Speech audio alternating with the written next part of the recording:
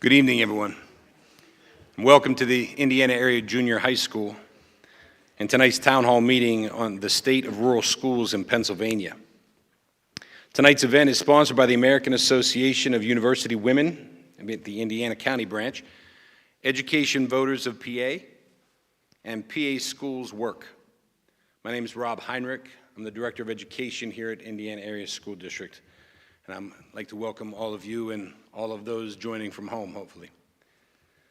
On February 7th, 2023, the Commonwealth Court in Pittsburgh ruled that the funding for Pennsylvania schools was inequitable and unconstitutional.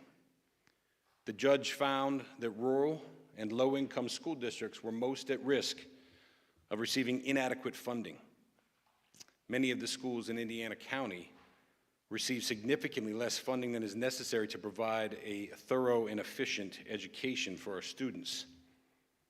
It is now up to our state legislature to find a way to fund our schools more equitably and uphold their constitutional mandate, so that all students in the Commonwealth, regardless of who they are or where they live, can experience quality education and the opportunity to reach their full potential. This ideal is fundamental to all aspects of our sustained success in Pennsylvania and a critical investment in our future. But like so many issues, the situation is complex. And although we all may agree on the why, there are seldom any easy answers to the question how. Tonight, we will hear discussion on this important issue, which affects all of us in so many ways. Our moderator this evening is Indiana County Commissioner Herein. Herein began serving Indiana County as County Commissioner in January of 2016 after a nearly 25-year career in environmental conservation. She has served nearly 2 terms. As Commissioner, she works with other elected officials, nonprofit and agency leaders, educators, and businesses to ensure delivery of crucial human services, public safety and emergency operations, economic and community development, and secure and fair elections. Herein is a graduate of the Pennsylvania State College of Agricultural Sciences with a degree in environmental resource management and has lived in Indiana for more than 30 years. Commissioner Hess. Thank you, Mr. Heinrich, and good evening, everyone. As your moderator this evening, I have the pleasure of introducing our speakers, and you, the audience, will also have an opportunity to take part in tonight's presentation by writing your questions concerning school funding on the note cards that you've been given, and then I will be asking those questions of our speakers. You can write those questions on the cards now and as we go through the program, and they will be collected at the end of each row. Our first speaker tonight, this evening, is Susan Spicka. She is a former high school English teacher who became involved in education advocacy in 2011 after Governor Corbett announced his plan to cut more than $1 billion from public education funding. She served 1 term on her local school board in Shippensburg and has been the executive director of the Education Voters of Pennsylvania since 2016. Susan completed the Education Policy and Leadership Fellowship Program in 2016 and was the 2020 recipient of the American Association of University Women's Gateway to Equity Award, which honors an individual, group, or organization that has shown by action and philosophy the promotion of the AAUW mission, which is to advance gender equity for women and girls through research, education, and advocacy. Susan holds a BA in Classics from the University of Wisconsin-Madison and an MA in Ancient Greek and an MED in English Education from The Ohio State University. Please welcome Susan Spicka. And our next speaker, following Susan, will be Matthew Splain. He is the Superintendent of Schools for the Otto-Eldred School District in McKean County, Pennsylvania. Mr. Splain received his BS in mathematics from St. Bonaventure University in 1997 and began his teaching career in the Coudersburg area school district. During this time, he completed an MED in Curriculum and Instruction from Gannon University and earned his principal's certification. In 2005, Mr. Splain became the high school principal for the Otto-Eldred School District. He received his superintendent's letter in 2010 and became superintendent of schools for the district in 2011. Mr. Splain currently serves as a member of the executive board of the Pennsylvania Association of Rural and Small Schools, the advisory board of the University of Pittsburgh at Bradford, the PIAA District 9 Committee, and is a board member for McKean County CASA, and also a member of the Leadership McKean Class of 2014. Let's welcome Mr. Matthew Splain.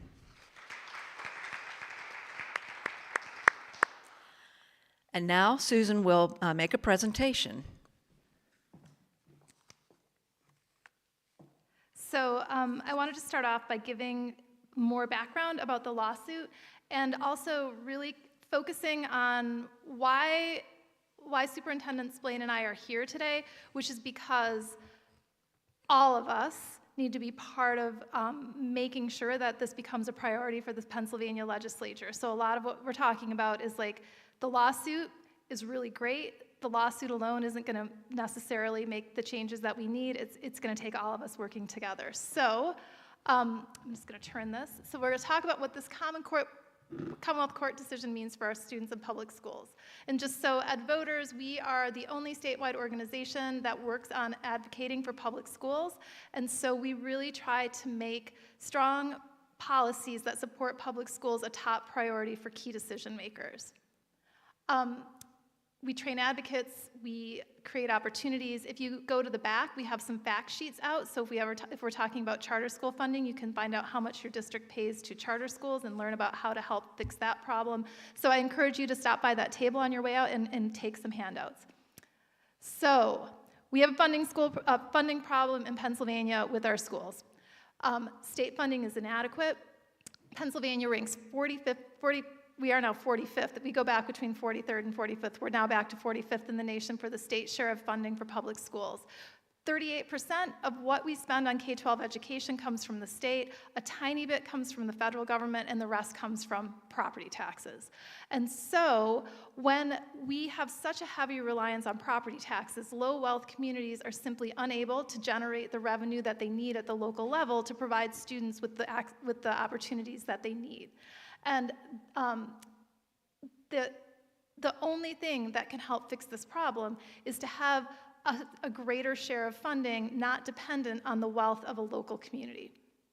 So this school funding lawsuit, it was filed, the court case was filed in November of 2014. It was filed in Pennsylvania's Commonwealth Court, and it had two counts. First, it said the General Assembly shall provide for the maintenance and support of a thorough and efficient system of public education to serve the needs of the Commonwealth. And they were looking at the Constitution and the Equal Protection Clause in the Constitution. So these were two issues that were at the heart of the lawsuit. The petitioners were 6 school districts, the Pennsylvania Association of Rural and Small Schools, the NAACP, Pennsylvania State Conference, and then parents from Wilkes-Barre, William Penn, and Philadelphia. And then there was the Public Interest Law Center, the Education Law Center, and a pro bono firm called O'Melveny, who were the attorneys who came together to work on the case. So they filed the case, and it had to go to the Supreme Court for the first decision because in the past, a previous case that had been filed, the courts determined that it was not a justiciable issue, that this was an issue that should be dealt with by the legislature. However, in 2017, the state Supreme Court said that the Commonwealth Court was actually to hear the case, and the Commonwealth Court was to decide two things.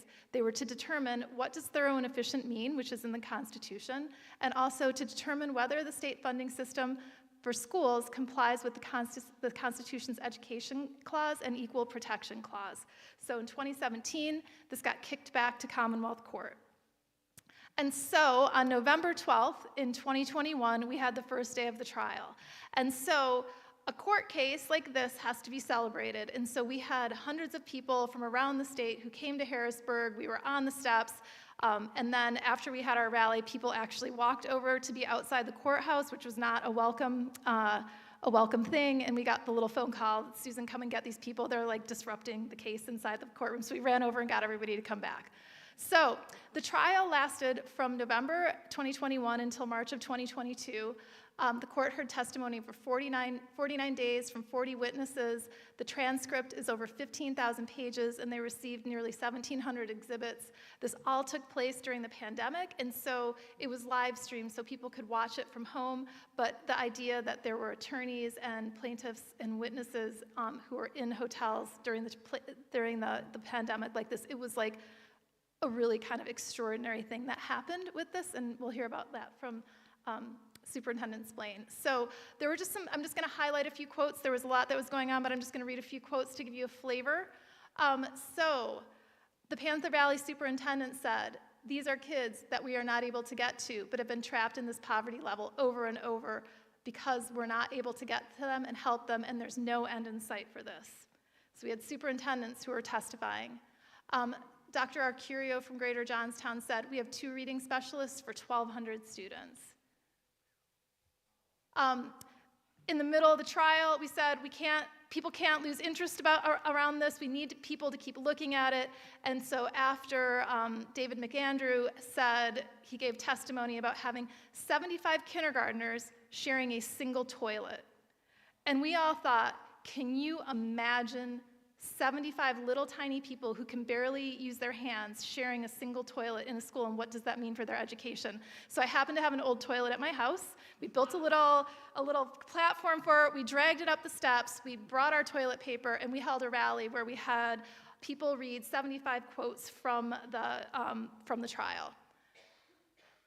Then the trial went on. I'm going to let Superintendent Splain talk about this. This is like one of the moments, but we'll give him his moment to talk about the McDonald's quote, which was like a truly breathtaking moment in the trial. And then we had one of the lawyers for the people who were defending the system said, "The question in my mind is thorough and efficient to what end? To serve the needs of the Commonwealth. Lest we forget, the Commonwealth has many needs. There's a need for retail workers, for people who know how to flip a pizza crust." So they really kind of like played their hand in talking about the lawyers who were for the Republican House and Senate leaders who were defending this and saying, all we need to do is be able to turn on the lights and open the door. That's a constitutional system. Kids just need desks and books, and then we've got a constitutional system. And then we had these quotes like this, which really kind of showed where they were coming from. And then, what use would someone on the McDonald's career track have for Algebra 1? Because they really, truly think that there are kids on the McDonald's track, and they don't need anything more than whatever their school can give them. So then at the end, we had Matt Stem, who was the former Deputy Secretary of the Department of Education. He said, "It is very, very unlikely that Pennsylvania will be able to close the achievement gaps that we've seen for decades without additional funding, particularly for schools with high percentages of students in poverty." And so the volume of testimony that showed this is true was really overwhelming. So the trial ended. And then around the state, we worked with organizations, and we organized more than 650 people to mark the end of this trial, to have a solemn moment and to say, all right, what's next? Now it's time for us to really get to work to make sure that we can make this a reality for kids. And then in February 7th, that much longer, the decision came out. It was 788 pages. It contains 2,286 findings of fact. And so, Matt, are you going to talk about like what the lawsuit says and means? Because then I won't go over that. Are you sure? Okay, so it gave a standard for thorough and efficient that requires every student receive a meaningful opportunity to succeed academically, socially, and civically, which requires that all students have access to a comprehensive, effective, and contemporary system of public education. We don't need to just turn on the lights and open the doors. We don't just need desks and walls. This is what our Constitution guarantees to children. That education is a fundamental right. That was clarified by the court. that there was evidence that there were insufficient inputs that were making this a problem. So the evidence demonstrates that low-wealth districts like the petitioner districts lack the inputs that are essential to the elements of a thorough and efficient system of education. Adequate funding, courses, curricula, and other programs that prepare students to be college and career ready, sufficient qualified and effective staff, safe and adequate facilities, modern instrumentalities of learning. So they defined and laid out what it means for kids. And they talked about how money matters. And so resources are necessary to provide students with the programs and services that they need. And that low-wealth districts do not have the resources. The court's finding illustrate is local control by the district is largely illusory. Low-wealth districts cannot generate enough revenue to meet the needs of their students. And then they talked about facilities. There was just heartbreaking day after day of testimony of what facilities looked like. And it wasn't just that students had to have facilities, that they needed to be safe and adequate. And so what is next? So why are we still talking about this? The court has made its decision. The judge said, all witnesses agree that every child can learn. It's now the obligation of the legislature, executive branch, and educators to make the constitutional promise a reality in the Commonwealth. So now, Governor Shapiro and lawmakers have been directed by the court to get to work to fix the system. Governor Shapiro didn't hear about this until February 7th. He had to give his budget address less than a month later. And so he has put forward a budget that we have to support this year, and we need to get every dollar into schools that we can this year. So we're advocating for $700 million in regular basic education funding, $300 million in level up funding for the school districts that are the furthest behind, and additional special education funding. We need that this year so that these students don't fall further behind. But what we really need is now, I would say now, the Shapiro administration and lawmakers would probably say after the budget's over, they need to get to the table and they need to get to work and they need to start working on finding a solution. It is not out of the question that this decision could be ignored. So we work with advocates in North Carolina. They got a decision like this 25 years ago, and they are still trying to get their money, and they still have done nothing. So a court case in this decision is really important, but we need to build the political will in Harrisburg for them to actually fix this system. And so that is what we're going to be working on with Ed Voters and with other organizations all over the state, making sure that state lawmakers understand that their constituents know we have a school funding crisis. It is unconstitutional. They're like in violation of the Constitution unless they get to work to fix this.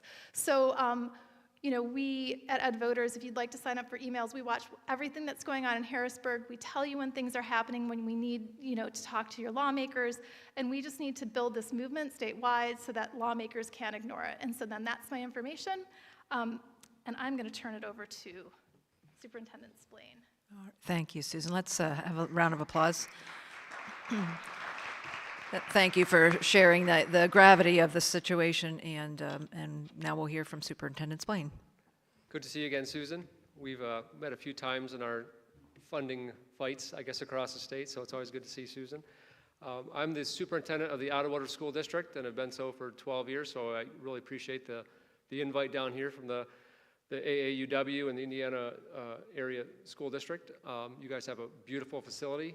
Sometimes you kind of compare things, and you guys have a great facility here to work with and learn with, so it really is nice here. So I tried to think about how to frame the context of my conversation today, and I'm thinking about what I accomplished during the day. I'll start at the beginning, and I got to work about 7 o'clock with my son. The state police is in our parking lot. Luckily, my son was driving and got to park right next to the state police officer, as he's a mentor driver, and only took 2 different attempts to not get too close to the police officer, so that was fun for him. So we found out there's a social media issue, which caused a bit of a stir, so that's why the state police were there. So I immediately went into PR mode and had to kind of facilitate some messages out there to our staff, to our parents. After that, went to grant mode, talked to our business manager about pre-K counts and where our budget was and what we were going to invoice for funding for that. Had a discussion with our county commissioner regarding a broadband, because we have such little access in our area that really hits all of our residents in a highly diverse way. had to talk to our solicitor. We had some right-to-know requests that were a fun source of enjoyment, as you can imagine, and also discussed some negotiation trends. Did some budget prep with our business manager. Talked about revenue planning with Act 1. Those numbers are out, along with property taxes as we plan for our budget adoption coming up. And I spent some time with our building maintenance director to trace some hot and cold water lines. Some reason our toilets are literally hot in the morning when we get there. There's cold water where it shouldn't be and hot water where it shouldn't be. So we have hot toilets, literally, coming through our building, although cold is hot. So, and then HR had to spend some time in HR mode trying to get some office staff to work better together and to see things in a different way, and worked with some staffing issues with a sabbatical that's coming up. And then, I finished, this is just my morning, submitted a 501(c) work for the 990N submission to the IRS to make sure a local foundation was intact for the next full school year. So that was my morning. So you can see in a small rural district, we are the tippy top of Pennsylvania, right kind of south of Buffalo, about an hour and a half south of Buffalo, hour and a half east of Erie. We border New York State. We have about 550 kids, which we would fit easily inside this auditorium, about 85 square miles. So you wonder, why am I here? Well, I'm the president of PARS, the Pennsylvania Association of Rural and Small Schools. I've been that for the last few years. Our school district has been a proud member of PARS for probably close to 40 years. PARS is now celebrating our 40th year of existence, and that somewhat coincides with the first attempt at a fair funding court case, which did not go very far. We have about 235-ish members, which has drastically grown over the last few years. As we've been more involved in this court case, the interest has been very heightened along districts, especially in this area, and really the western side and small pockets of the eastern side.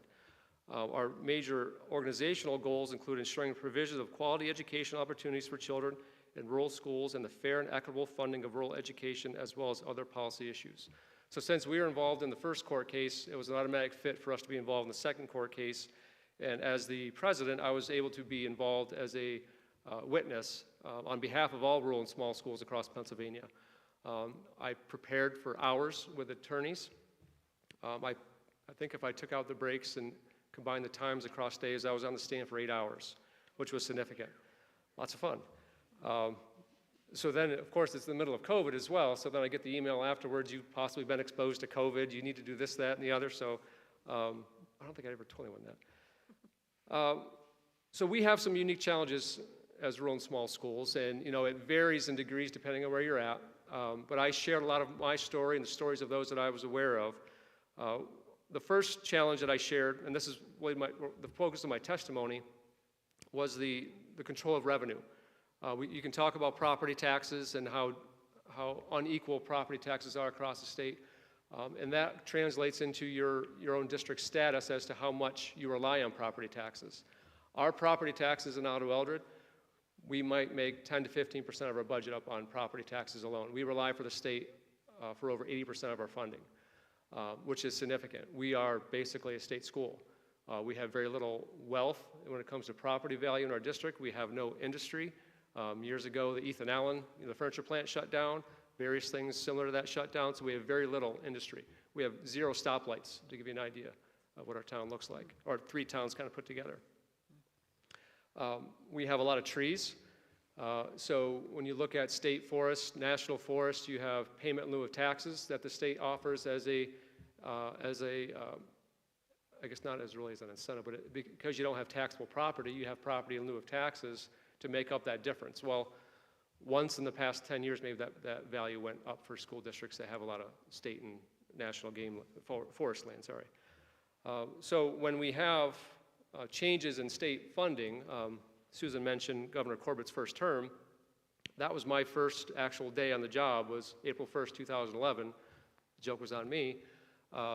We had to come up with a huge number of solutions. It wasn't just one solution we could apply. We had to figure out how to deal with over $1 million, no, it was well over $1 million less of funding.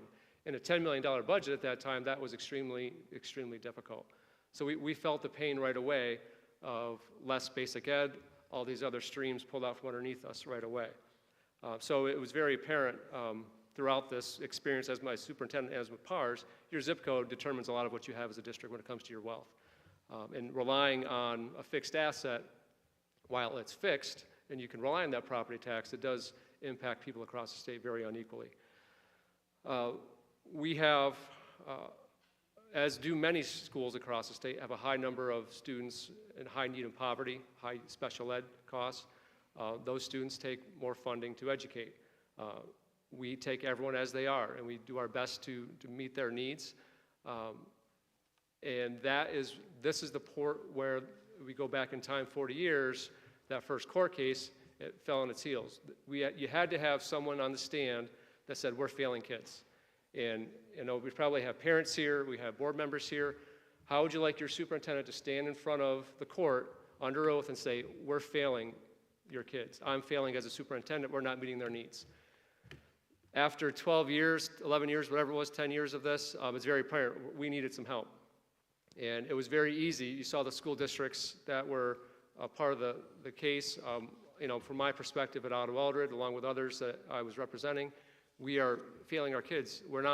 Every kid's not having that same chance to be successful. And once you can say that and say it consistently and show examples, we started making some progress. So these kids with special education needs that you can't meet because you have to send them an hour away, or the kids that just need some extra tutoring that you can't afford. If it's a reading specialist that we don't have, those kind of things, they compound for these kids, and they're leaving school, but not with an equal experience of an education for sure. Transportation, as you can imagine, we endure high transportation costs. We have a large district. We're not the biggest. We're not a county system by any stretch, but we have to cover 85 miles. Trying to keep every student on the bus for less than an hour can be a challenge. We actually go to New York State to get kids in PA to bring back around, and the way the roads traverse, we have numerous hills, and that presents all sorts of challenges. And when we have kids that live out in the outer regions of Cameron County or Warren County, you've got to go get those kids and bring them to school. That's part of our job. And you don't want them to be on the bus forever. So that adds buses, that adds time to those runs. Our students that are a career and technical focus, which we really want to promote, they lose an hour of school every day because they have to travel an hour total back and forth to Port Allegheny to get their welding certificate or their computer networking certificate. So that's an added expense to us, but that's a loss for them. On the other side, they don't have an educational activity going on during the time they're on the bus. Across the state now, it's really amplified. The number of teachers we have at our disposal is really a serious issue we have across the state. We're at a critical stage right now with that. For years, we've been very creative in how we solve our staffing issues, whether it be a music/elementary education teacher, if it's an FCS/science teacher. We had a neighboring district with a music and FCS, or an art and FCS teacher. We use staff in multiple ways. We compensate staff for using multiple certifications. So finding them is one thing, and then when you have to replace them, that's very difficult and very challenging. So we've been, this whole entire school year, we have a college student teaching our music in our elementary. He's allowed to do that because he's in an elementary education program, doing a great job, but that's a one-year solution for us. We don't have a solution to fill that staffing need right now without cutting staff further. So every district in Pennsylvania that's a small rural school, if you talk about the Austins, there's districts down here that are in really similar situations. You put together these unique solutions that fit the staff you have, you build your programs on that, those staff leave, they retire, you're not going to find that solution again. So you're back to square one to figure that out. In addition, you're always seemingly behind the eight ball trying to compensate teachers appropriately and administrators appropriately to keep them in line in your district. We can only offer so much when it comes to compensation and benefits before we increase our cost to where we can't afford things anymore. At one point we had a hire that we made, fantastic teacher, knew she was going to be great, approved her. Before we even got to the start of the school year, she had resigned and left for somewhere else for a better offer. She had a better offer. So trying to, you can hire them, can you keep them, can you even get them in your doors is where we're at oftentimes.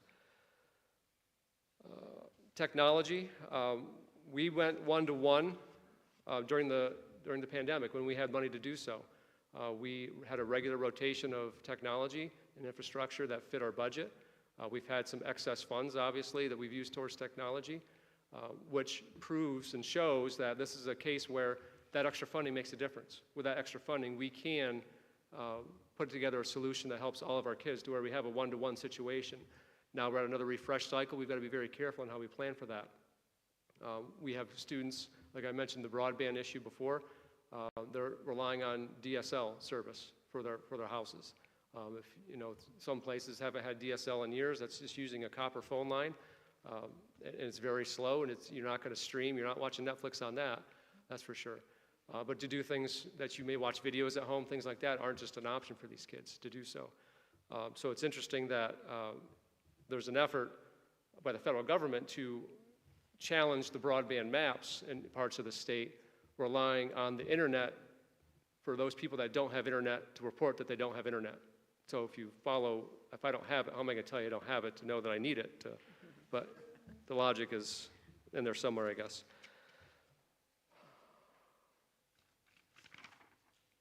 Facilities. I was walking around with Gene when we got here, and they talked about this building, I think, being built in the 1970s. Our high school was built in 1933. We've added on to it multiple times. Like I looked in here, the architecture in here, it's great to see some unique details. I thought our auditorium was the only one that had that. So our auditorium looks like it was like you walked into the 1930s. It's very well kept. We don't use it for a classroom or anything like that. But trying to maintain those buildings when it comes to the masonry work or anything else that happens is very difficult. We just, through a bond issuance, were able to re-roof the elementary roof, which was over 30 years old, which is, if you're an administrator or no roofing at all, that's an exorbitantly long lifespan for a roof. So we push things back, and things get more expensive the longer you delay. There's no state funding in Plan Count anymore for new projects. Hopefully that changes. Renovations that have occurred across the state over the last number of decades relied on PlanCon for improvements. Now we're turning to energy savings projects to do some things. The ESSERS money and the ARP money, that helped as well. But trying to figure out how to maintain your buildings, oftentimes it's duct tape and it's some hard work and elbow grease. I graduated from Otto-Eldred. Some of the desks that I sat in are still being used. So I mean, there's a lot of things that you can do that are somewhat unique, but there's also some challenges that no matter what you do, it's going to cost money. And nowadays, with the focus on security and safety, just making sure your exterior doors close and lock appropriately, it's a challenge every day. It's a challenge every day to make sure, because you have so many things going on, ins and outs. It wears and tears on things. And then at the same time, you've seen the reports this past, I think, fall. Questions on fund balances were made across the state. Well, when you have a district that can't afford things, they're trying to save up money, they're going to have a larger fund balance to try to pay cash as they go. We don't have the ability to borrow. We don't have the reliance on PlanCon like we once did. So oftentimes districts are saving money in their capital reserve fund, which is what they should be doing to avoid any future debt. And we could probably talk about charter school tuition for a while. I know that's near and dear to Susan's heart. I think the former line of thinking is that if you have kids leaving for charter schools and cyber schools in our case, we don't have any brick and mortar charter schools in our area. It's just the cyber schools. You're going to save money as a district because you have less kids. No, when you lose 1 3rd grader and 2 4th graders and 3 8th graders and 1 9th grader, you don't lose a kid for that number of kids you see go to cyber school. It's a constant drain. You have no control. You do your best to try to talk to your parents about what the opportunities are with you, but it's a cost we have to incur. That was one of the funding streams that was ended in the corporate administration, was the charter school reimbursement. That went away, and now we're paying full freight for those kids. We could talk about the increase in special education costs for those students as well, which is a longer discussion that we probably shouldn't get into. So part of the discussion in the court case also focused on the fair funding formula, which has been in place for 7 or so years. It took 2015 as a baseline of effort across the state. Any new money was going to go into a formula distributed to all the schools based on student population, student need, taxing effort, taxing ability, your geography, your sparsity, things like that. So now we're at a point where there's a minimum number of dollars, and I don't know if you know it off the top of your head, if it's like $300 million. If we don't put that into the formula, you're going to see schools go backwards with funding.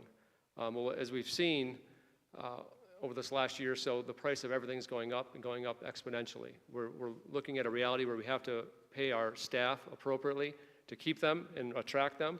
And along with all the other supply chain issues and other expenses that have gone up, we have to have some more flexibility with funding and have funding to pay for the minimum as to what we have. The fair funding formula, one of the goals was it was just for the new money, but it was also going to give us a logical way to disperse money. In the past, when you see a budget line item with a unique set of descriptions for this fund, it was going to hit 2 districts across the state, literally, where they came up with a combination of descriptors to hit the districts that they wanted to hit with an extra boost of funding. That went away. So overall, it's trying to provide a rational basis to help plan and disperse new money that was coming into the system. So this is going to add on to what Susan said, and I'll maybe comment a little bit on what she talked about. This is from the respondents. Their vision of our school systems, what they should be. The evidence will show that kids in petitioner districts have the basic instrumentalities for an adequate education with chairs to sit in, desks or tables to write at, walls and roofs, working plumbing. Well, I think I just kind of commented that we don't have working plumbing right now in our school district. We have hot water coming out of the cold. But that's, in their mindset, that's that minimum that would be expected to have a thorough and efficient system of education, which is sad, to say the least. Some of the comments that Attorney Krill mentioned, he grilled me on various things, a number of things focused on the requirements of workers and their biology skills, like a McDonald's worker, a masonry worker. I'm a math guy. I went to school with math. We did that in class. What do you need this for? Type stuff. So I was waiting for the math question, which never came. So I struggled and got through it. But it was we had a chance to kind of put some egg on his face the next day, and I think we did a good job of responding to him with what the actual skills are that you needed related to math or other topics that are going to translate in a job that may not be necessarily a career, and he was really focusing on the job aspect of it. And then the other argument is, well, when is enough enough? Like, I don't disagree. We can't keep throwing money that's the solutions that we know aren't working. So let's figure out what's going to work. But we need to see our kids graduating college and career ready. We need them accessing rigorous coursework. And we need to see them, well, like I mentioned, graduating. They all need to graduate. They need to be accessing rigorous coursework, and they should be proficient. They should be attending. They should all have those career readiness standards intact before they leave. When we see our kids doing that, then we're going to know that we have a thorough and efficient system of education. So we can talk about adding money, or we can talk about reducing expenses. I think there's kind of a combination of things that need to be in the discussion. I'm hopeful that we see some progress this budget. I know when Governor Shapiro introduced his budget, he talked about 2 budgets in 15 months or 16 months.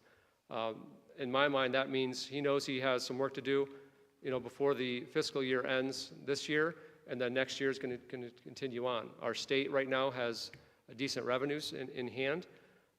Hopefully that they can put something together responsibly to fund us in an appropriate way where we can really make a difference for our kids that's sustainable, not just a one-time shot in the arm. That's really the focus of what the ESSERS did was a one-time shot in the arm. So we need to see something that can be sustained and make an impact on our kids long-term for their futures. So thank you. All right. Thank you, Superintendent. All right, so I have a lot of questions, and we have a good amount of time. And I will read these as they are, as they've been written, and I will try to not have any repeats. But bear with me because it's kind of on the fly. But so this is a pretty basic, and I think a good way to start it. And so either or both can take these questions, and don't feel like you have to both do it. Just use your gut. Okay, first question. What do you think is the best way to raise additional revenues for more equitable funding? Tax the rich. So in Pennsylvania, we have a flat income tax, so it doesn't matter if you make $20,000 a year or if you make $5 billion a year. You pay 3.06% of your income, and so we know in Pennsylvania that in other states, we understand that there's a lot of money up here at the top, and there are a lot of people who can afford to pay more. And I think that if you do some type of tax like that, you could do it. And I know there's a clause in the Constitution that says all the taxes have to be equal, but there are ways to get around it. I'm not an economist, but I think it's dependent. I think first thing you have to do, is look at where the money is going right now. Right now, education is a big portion of our state budget. So are the prison systems. So is Health and Human Services. Where else is it going? Years ago, Act 1 was passed. I believe that was in the Rendell administration. And that introduced gambling into Pennsylvania, where that money was going to be funneled towards education. If you are in a homestead property and you applied for it, you saw your tax credit from that increase last year. That was the first time, I believe, since its inception that Act 1 credit increased for everybody.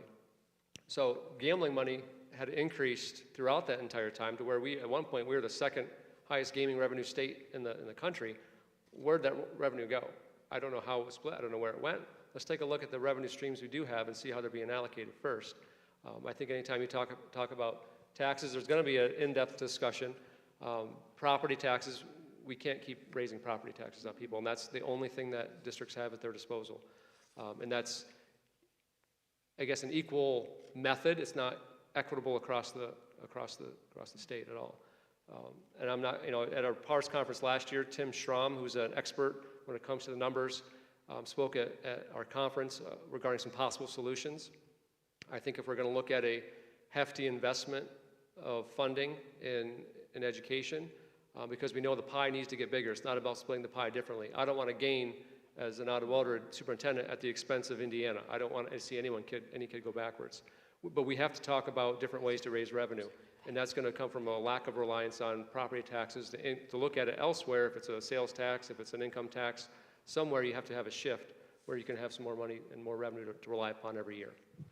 And a fun fact that many people don't know when we're talking about the gaming revenue, every single year, $240 million of slots revenue that the state takes in is gifted to the racehorse industry.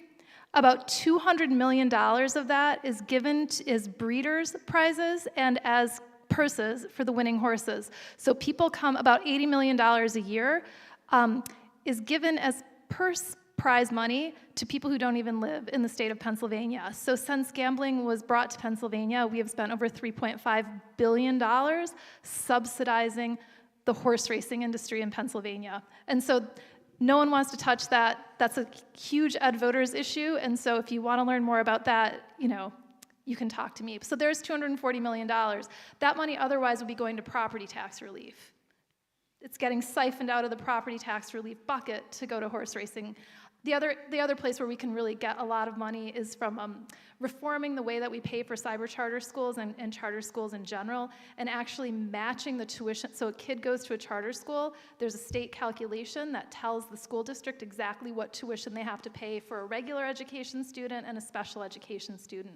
Neither of those tuition amounts are based on what it actually costs for a kid to be educated in those schools, especially the cyber charters. And so simply aligning the tuition payments with the actual costs would save well over $400 million a year. And if you want to talk about what is hammering rural school districts, it is those charter school tuition costs. And so you get special education tuition rates of $35,000, $40,000 per student for a kid to sit at home on a computer where they may or may not even receive any services.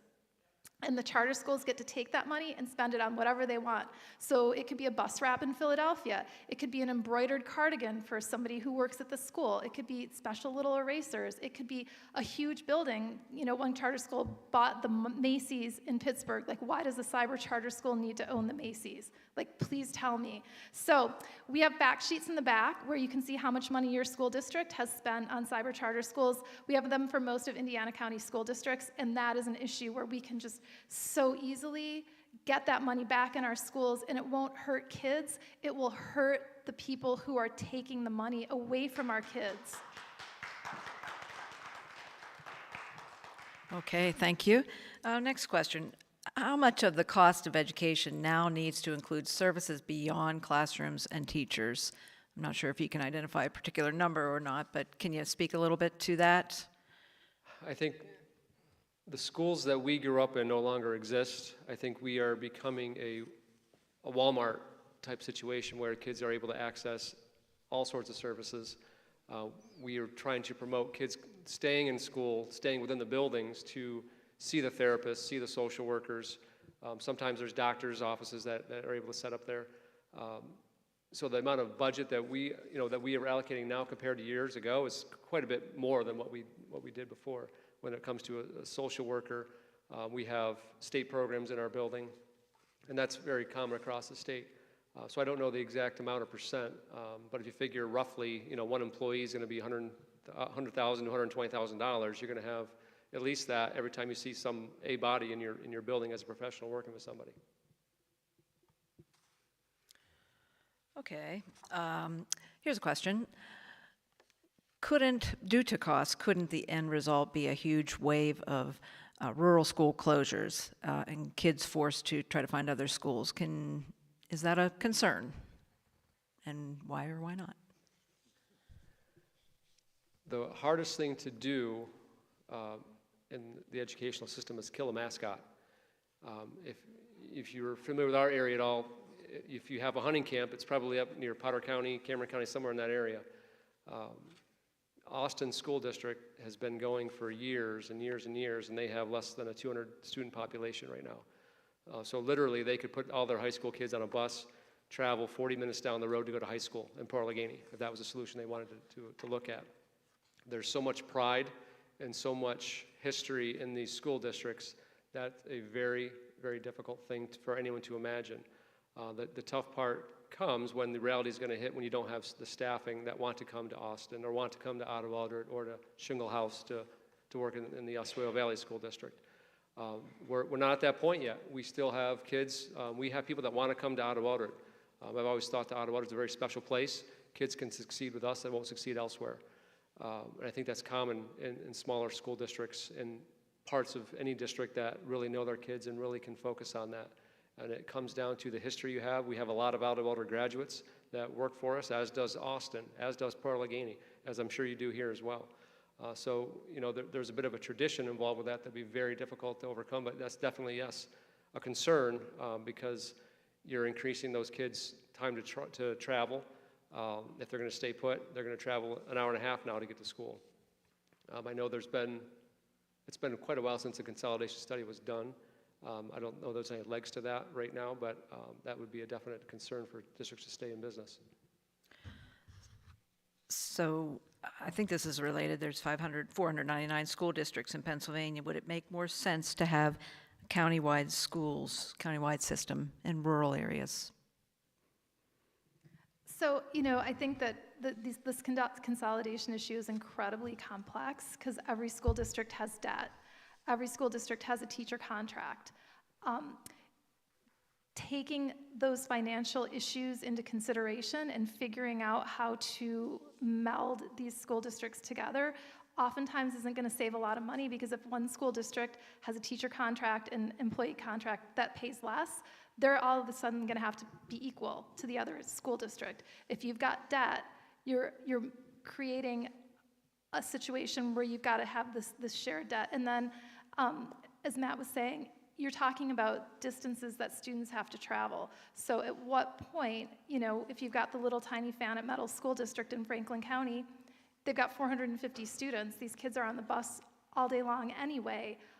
How much further are you going to expect them to go on a bus? So, I think it sounds good, and there probably are some situations where there are certain school districts that could consolidate, and it would make sense. But I think the idea that you would be able to have any kind of massive amount of dollars saved by consolidating school districts, I just don't know that there's been any proof that that would actually happen. Yeah, I would agree with that as well. For the same reasons you mentioned, we have two different teacher contracts. Which contract are you going to follow? You've got property value or property assessments with different millage. How is that going to equate? That's an idea that's out there. No one's ever gone through the state law to figure out what actually is the process. We have a number of examples, like I'll use Warren County. You have Warren, you have Sheffield, you have Youngsville, you have Eisenhower.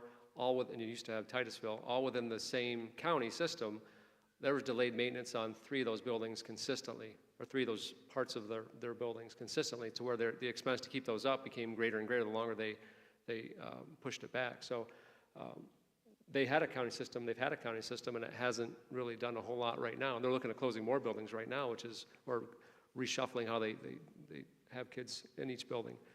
So really haven't seen an example of that working in our area anyway, or across the state. And I remember in the early days when I was going around doing forums with school officials when we were trying to get the funding formula passed in 2015, I was in State College with a bunch of school officials who were from that area. And the business manager from the Mifflin County School District was there, and he had gone to Mifflin County schools. And they had to close schools and realign schools so that kids who had been in the elementary school were in the middle school, and it was such a process that he actually broke down and started crying when he was talking about the impact that it had on children in their county school district. And they had to do it because of the Corbett cuts, and they had to do it to survive. And so I think that there is this idea on the outside that, you just make a county school district and everything gets better, and that really, it's so complex, and we're talking about children, and we're talking about, like, communities and what that means, so. Thank you. So now to a little bit more of a concrete arena. How can broadband be expanded to rural areas so kids can use the internet as a learning tool? Well, discussion with our county commissioner today, they have a Sky Packet system. They either have erected or bought towers that currently exist strategically to get down all the hollows and all the valleys to hit the kids that live everywhere. I don't know the strength of what's there. We don't have 5G service in our area, so I know it's not at that level. But that's part of the solution, is using a wireless connection that's strategic around the county and around each district, so you can get to those locations. It's very tough to incentivize the telecom industry that, like Xfinity runs right in front of my house. They're not going to keep going up the hill because there's no incentive to do so. They're not going to spend thousands and thousands of dollars to catch 5 more customers. So that's a part that's very difficult. We do have satellite options, but those aren't really reliable or fast enough.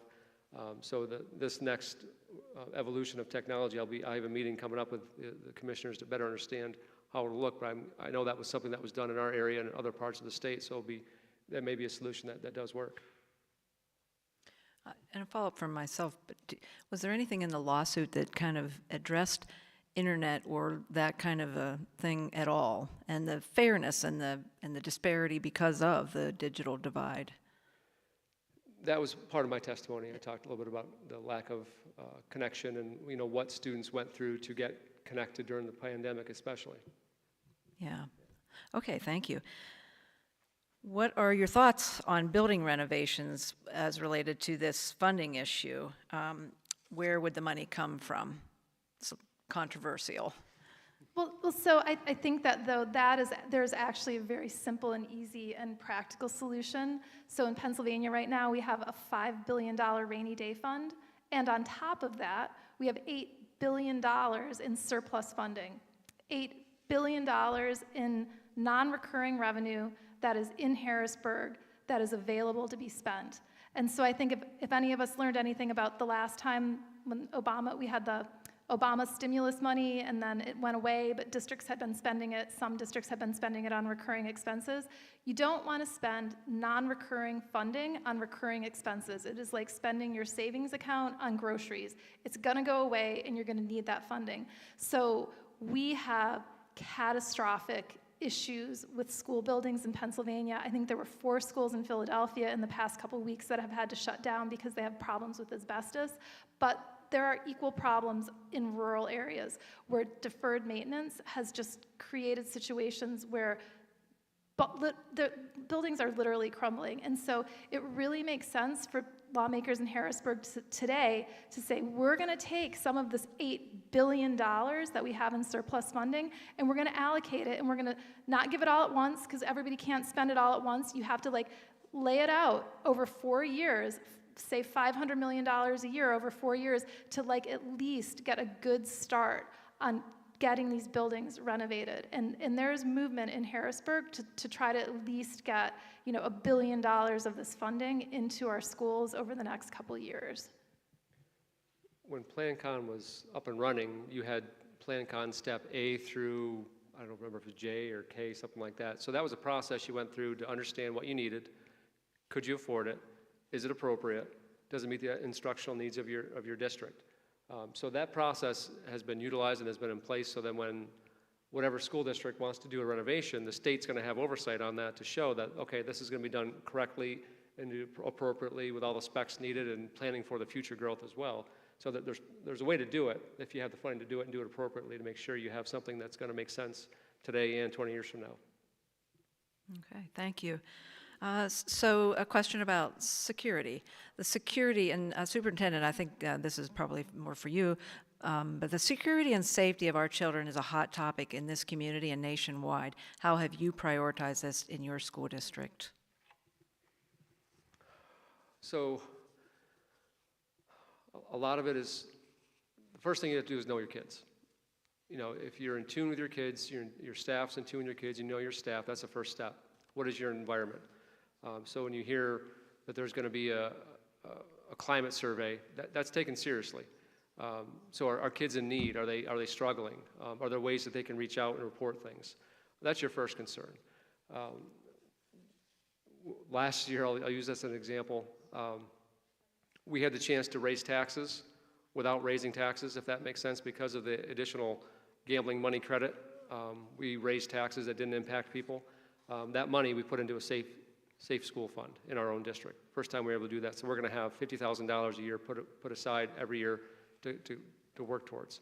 Our board supported it. They bought into it. They know that's going to be our source of revenue for the quick needs that we have to make sure those doors open, those doors close, the windows shut appropriately, and we're secure as we can possibly be. You can talk about hardening your school building. You have to make sure things are secure. But you also have to make sure you don't want your kids coming into a prison-like environment either. I think that's important that they come into a safe, secure environment that is welcoming, but is also designed safely so that they can transverse the vestibule that maybe locks on the inside and the outside, so you have 2 layers of protection there. But also you talk about school security and school resource officers. What's appropriate for you? Today actually was the first day we had a local police officer back on duty. We had gone over a year without any local police, and before that we had a part-time officer that we could rely on. The state police is 45 minutes away, at best. If they responded immediately, we probably were waiting for at least 30 minutes to 45 minutes for them to get there. So is there a priority there to have an SRO? That's a discussion at the school board level. I think there's a lot of discussions like that need to take place locally. Pennsylvania was founded on the idea of local control, and there's many things that we still do locally that are important, and that's one of them. So I know every district across the Commonwealth debates what is their level of need for security personnel. Right now, we just contract part-time with an SRO. We don't have a full-time SRO. I think you hate to think that you're going to have the worst situation occur, but you have to be prepared and think about how do you mitigate that the best, knowing that you can train your people, that you can be in touch with their kids and make your buildings as safe as they can. So beyond, this is one of the things I always say, you're going to have to open your doors at some point.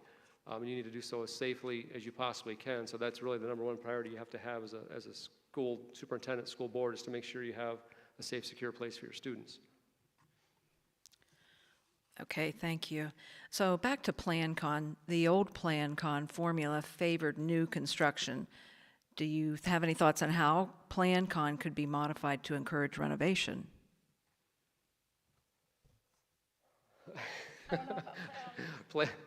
PlanCon is something that many of us superintendents haven't thought about in a long time just because it hasn't been there. I don't remember all the ins and outs. I wasn't involved the last time our building went through a major renovation. But I think at this point, it's going to be a rare instance where you have to build a new school building.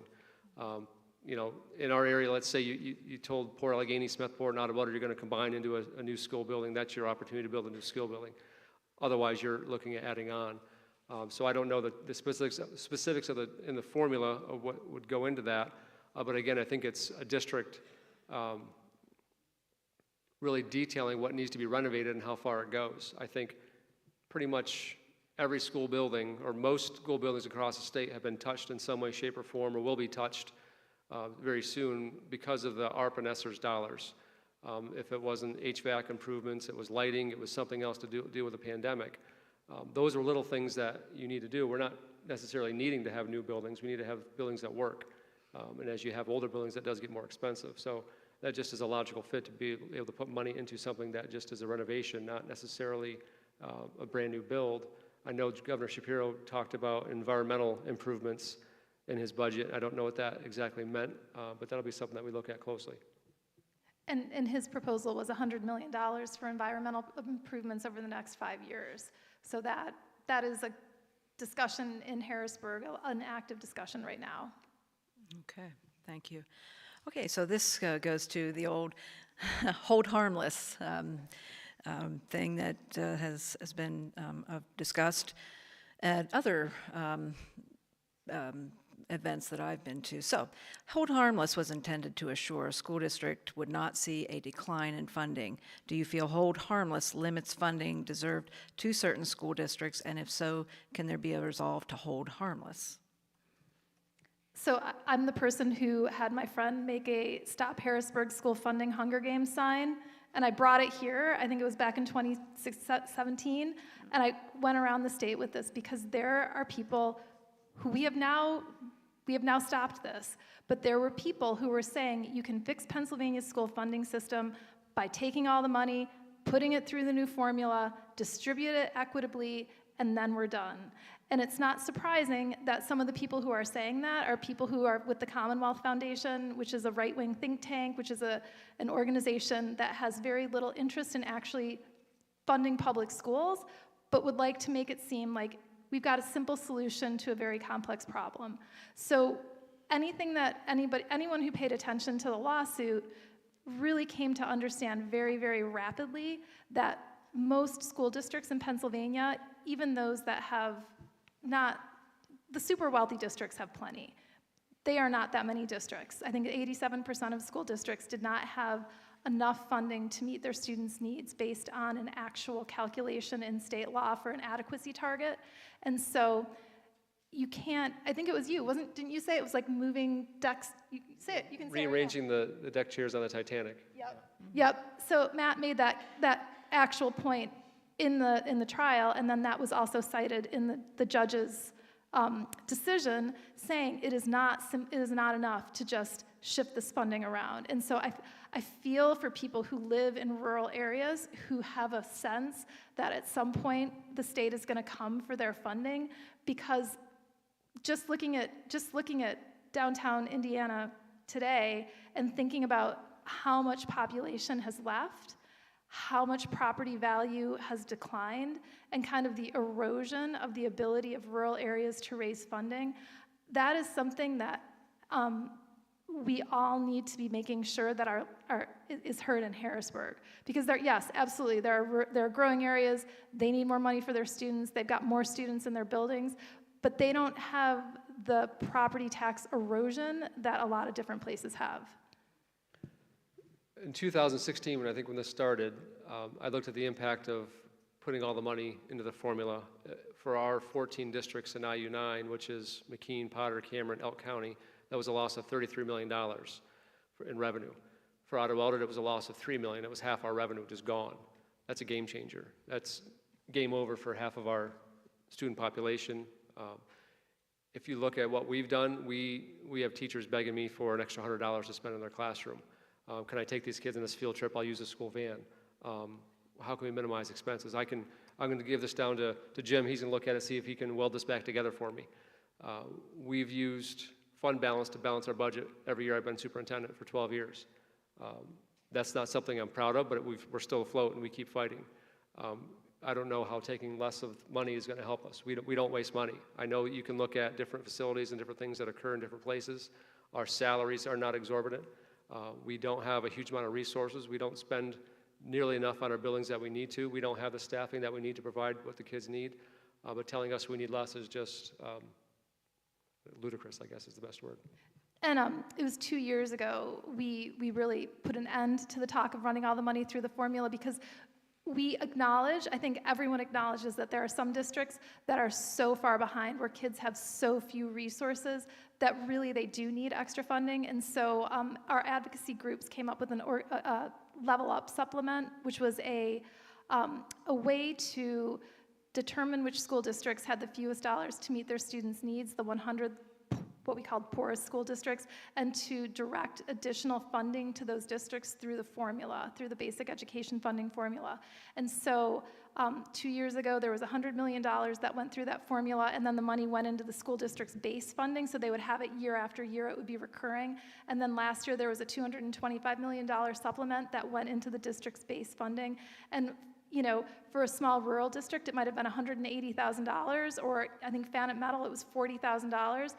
And for larger districts, it was millions of dollars based on the number of students they had. That level up supplement ended the Hunger Games and made it so that rural and suburban and urban districts had a common cause, and we could come together and we could say, all 500 school districts need more funding, and this 100 school districts need an extra dose. And the 100 districts, there are far more than 100 districts. It was an arbitrary cutoff, but it has stopped that conversation in Harrisburg about the hold harmless. Thank you. This question goes back to the fundamental reason that we have such an issue, and that is how much of a school district's budget should be funded by local property taxes, and how much should the state pay for. Can you talk a little more about that? And I mean, are there some nuances to what you've said that would answer this question? So how much should be responsible for? So I think there's a difficult argument. You see it in all sorts of states. It's in Pennsylvania, it's in New York State. Well, all this revenue is generated in New York City or in Philadelphia or Pittsburgh, but yet it's sent out to other parts of the state. I guess we're one state, we're one Commonwealth. We have a legislature that develops the budget and implements the budget. You also have property taxes that the same house in Otto-Eldred is not the same value as a house down here in Indiana. So to say that there's a logic to it and what number has to be defined where, we're so far into this right now, I don't know if I can answer that question. Public money has been spent towards education. Your money as property owners have been spent towards education in such a way for so many years. And right now the districts are so different in how they are set up because of their aid ratio and their title programming and their federal funds that are accumulated. It's very difficult to answer that just because I don't know there's a perfect answer out there for that because we're so far into this and have such a history with it. And I think that it starts with figuring out what each school district needs to spend to meet its students' needs. So setting an adequacy target, and then looking at the capacity that the school district has to raise its local revenue, and then having state dollars fill in that gap. Recognizing that there are many communities where they are going to want to provide for their children far more than what it costs, but than what the adequacy amount is, right? And those communities should be able to tax themselves and raise as much money as they want and build the schools that they want and do whatever they want. And that is their local control. But for the districts that don't have the funding, we need to actually understand this adequacy amount, and then we have to look at the property taxes. And I think the law centers also feel that when we come up with the solution for the school funding problem, in some of these communities where they are taxing themselves, like some of the poorest communities in Pennsylvania are taxing themselves at 4 times the rate for like a regular homeowner based on what they actually earn as wealthier communities, because they have tried so hard to meet their children's needs. And so there has to be some kind of property tax relief for these communities that are just, they have reached the limit. And those aren't the communities. It's like if you live in a wealthy community where you have car dealerships and skyscrapers and businesses, you raise your taxes just a little tiny bit and you raise so much revenue, you can spend a lot. And so the really wealthy communities aren't really taxing themselves at that high of a rate. It's the poor communities that are burdening their home and business owners. Where like in Scranton, I talked to a person who said, I'm going to knock down my house because I cannot sell it and I can't pay the property taxes on it. So there is going to be an empty lot. And that is literally the situation that some of these communities are in. Thank you.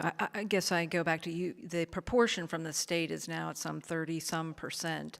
Do you know, has it ever been identified what would be the optimal proportion from the state? Is that even possible to identify that? I mean, it used to be one thing, and now it's another. I'm just curious if there is a number even. I think but like, your school district might get 80% from the state, and one of the super wealthy districts might only get 10% from the state. And so I don't think that there is I think you have to start with the adequacy targets for each school district, and then base the state funding on that.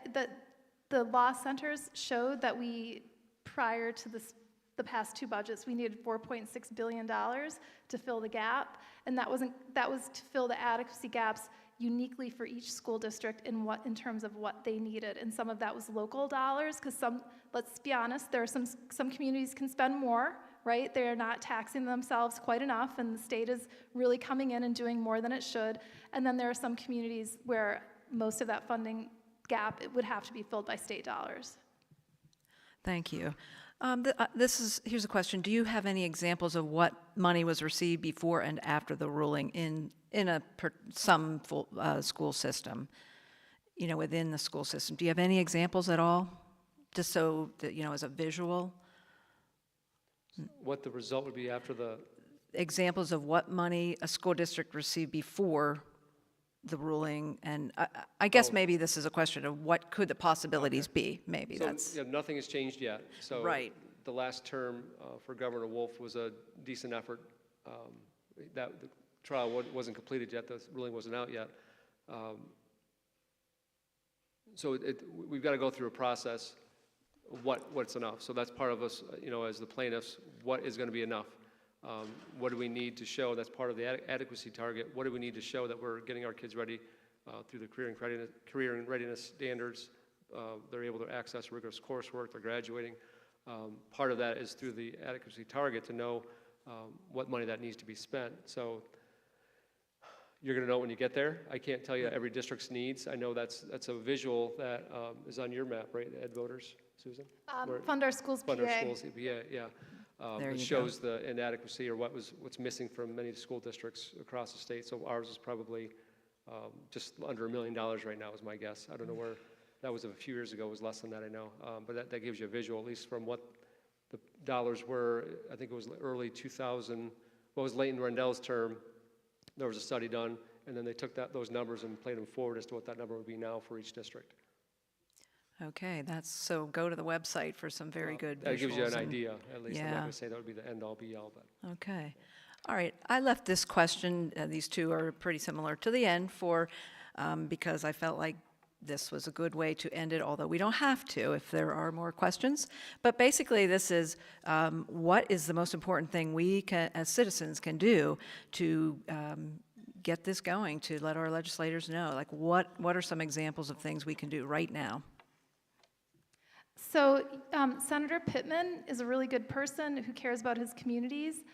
People in Harrisburg get very caught up in a lot of different issues, and understanding that school funding is an important top issue for his constituents would really be helpful for Senator Pittman to be able to understand that and go to Harrisburg and be part of a very important solution to help the school districts that he represents. So I think that talking to him, calling, most importantly, setting up a meeting and going and actually sitting down face to face, introducing yourself, talking about the issue, sharing why it's important, what it would mean for communities, and building a relationship with Senator Pittman and with your state representatives is the most important thing that you can do. And a positive relationship where you can share your experiences and your knowledge and really talk to them.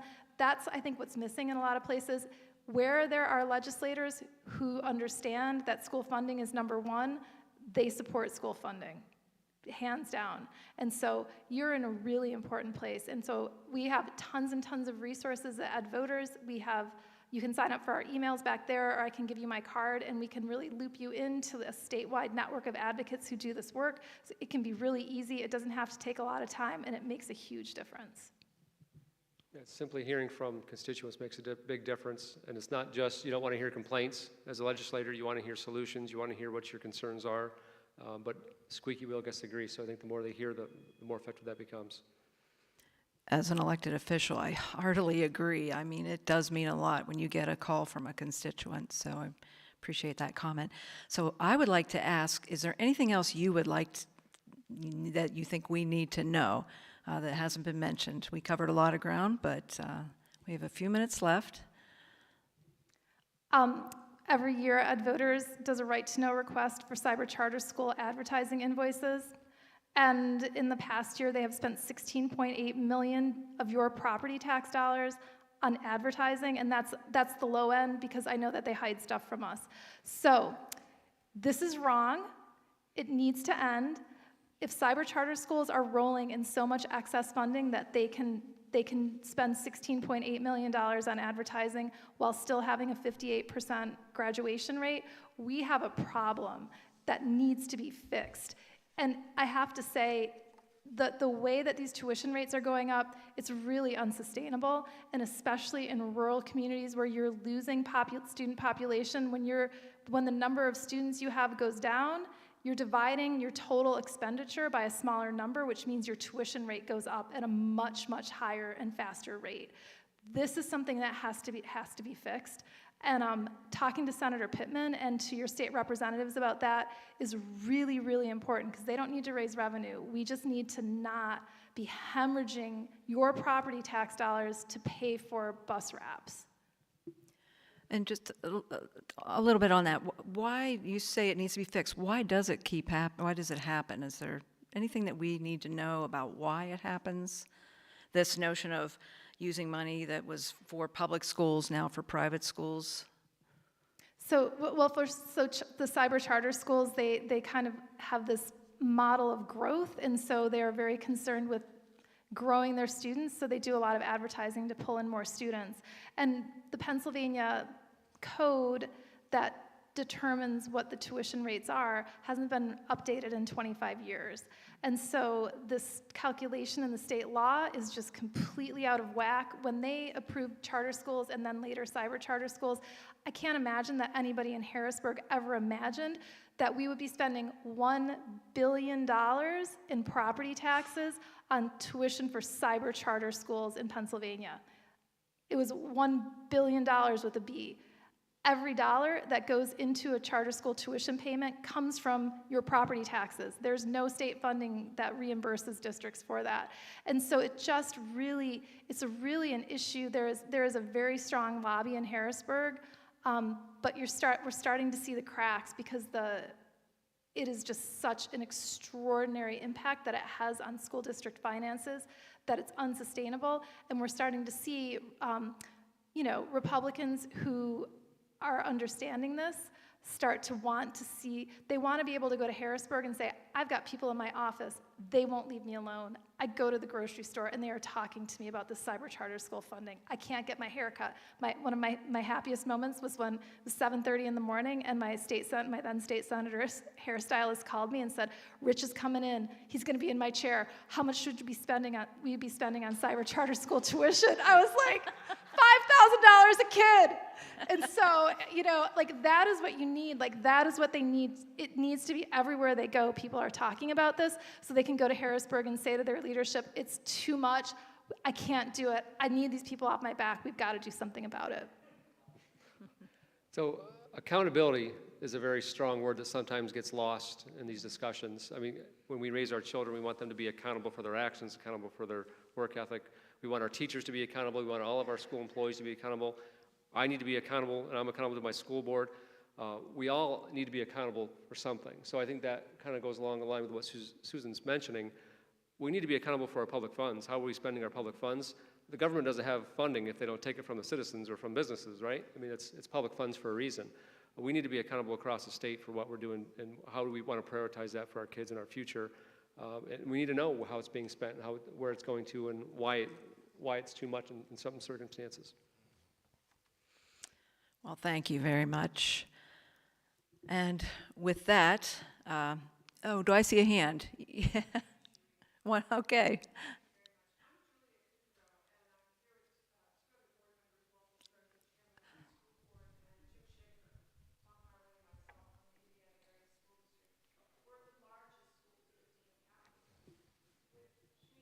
Yeah, why don't we get you a mic?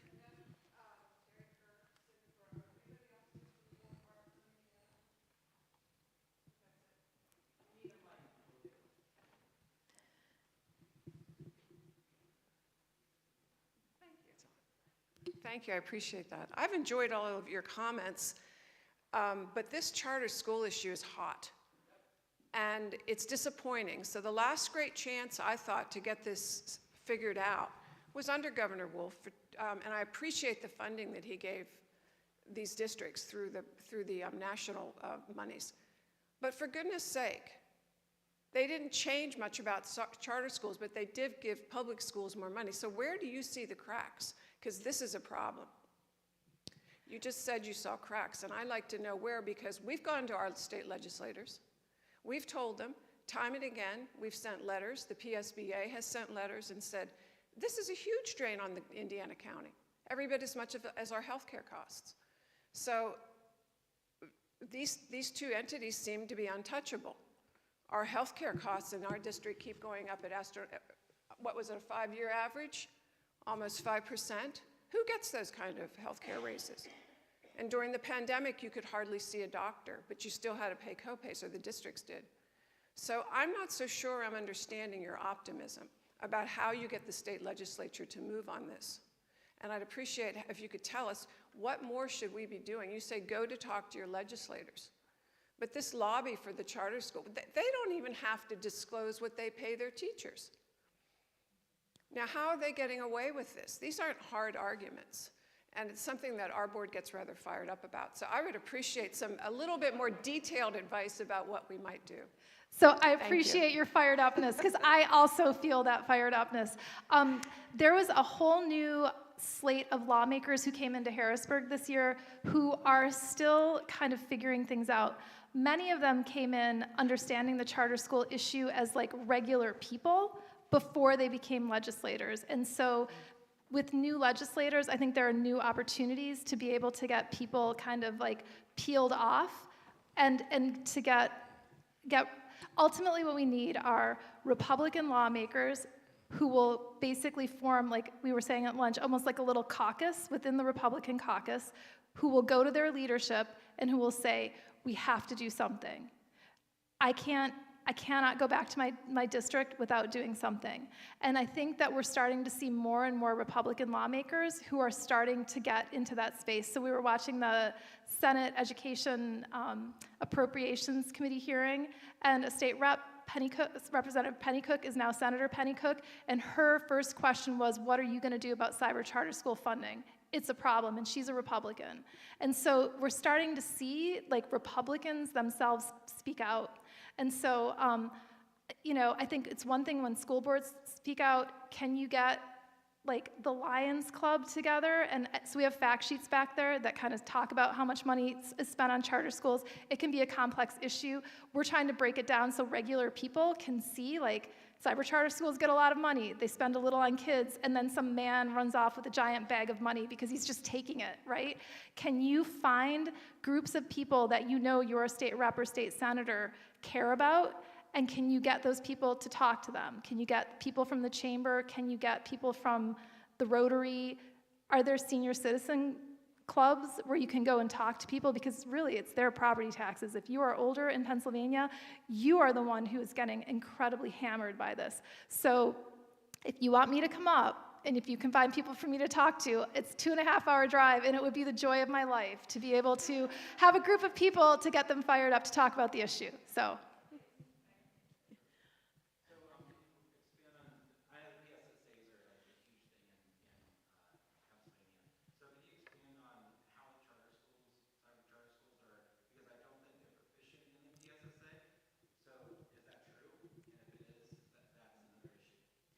So cyber charter schools over the pandemic really stopped testing kids, and Commonwealth Charter Academy, which has about 20,000 students, now essentially tests, I think, 5% of their students. So the vast majority of their students don't even take the tests anymore, and they don't even pretend. Worse than testing at that level, though, are their graduation rates. And so when we look at their graduation rates, on average, it's about 58% of students who go into a cyber charter school graduate after 4 years. And it doesn't improve very much after 5 or 6 years. And so they are, among all of them, are designated by the Department of Education as among the lowest performing schools in the state. We have a new Department of Education, and I'm very hopeful that every charter school has to get reauthorized. And so I'm hoping that Governor Shapiro will make it a priority for his PDE to really take seriously the reauthorization process. So PA Cyber, which is the big one that's up in the Northwest, they actually came to the table with PDE. They negotiated an enrollment cap, and they said, we actually want to be a better school for kids. So we're not going to build ourselves on a growth model. We're going to build ourselves on a model trying to actually do better for the kids that we have. PDE needs to really dig in with some of these other charter schools because they need to get reauthorized. And the government does have a lot of tools. Now, that said, Governor Wolf put through regulations, through the whole regulatory process, took years. There was very little in them that was going to be anything substantial, but they at least were going to, standardize some issues around charter schools. When Republicans went to the budget negotiating table with Governor Wolf, they said, we're not doing anything until those charter school regulations are taken off the table. And so we have a new governor, we have a Democratic House, we have different leadership in the Senate. I think that this is the moment when we've got a school funding lawsuit decision. We're at a moment when I think that there could be some movement on some of this. Because, can you imagine if school districts just said we're going to test 5% of our kids and whatever, we don't care what happens? Yeah, school choice is very important to a lot of people in the Commonwealth, and I don't dispute that, and that's not my concern, is fighting school choice. I think when you're speaking of charter schools, are we focusing on cyber charter schools? Right, so I think that's a division to make. I think even the charter schools, the brick and mortar charter schools, are kind of like, let's talk about them separately because we don't want to be lumped into that mess. Because there are some very good charter schools that are brick and mortar charter schools that operate in our Commonwealth. But it goes back to accountability. When we have an issue and we see an issue with enrollment, what's the appeal process? We're kind of out of luck. Having a better appeal process to say, hey, let's talk this through. This family is not even living here anymore, yet we're getting billed for their children because they're not living in Michigan right now. I mean, that's a situation we're facing right now. But we don't have much of any process to go through to debate that and to push back on them to keep charging us tuition. There was a push or a debate, I guess it was last year or the year before, about what calculation are they going to use to define their tuition. Is it our expenses or our budget? Could be vastly different. If your expenses come in well under your budget, you'd rather use your expenses. So simple things like that you can look at and not impact them at any point in time, but it makes more sense to look at what you're actually spending versus what you're actually having to budget. When we contract with a third-party provider for online courses for kids, we have 3 different agencies we use through multiple different providers.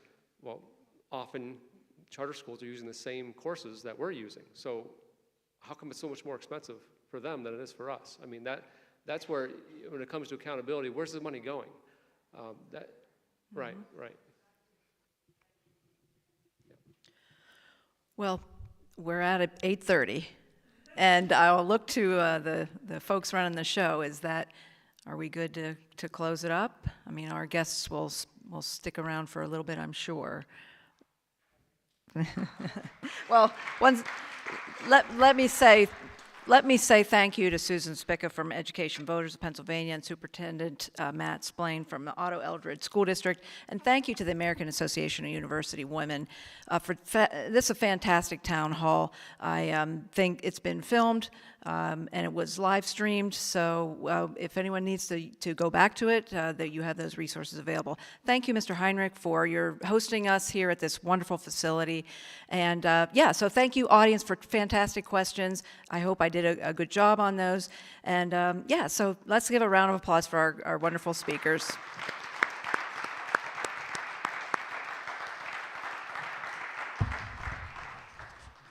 And we'd like to get some pictures.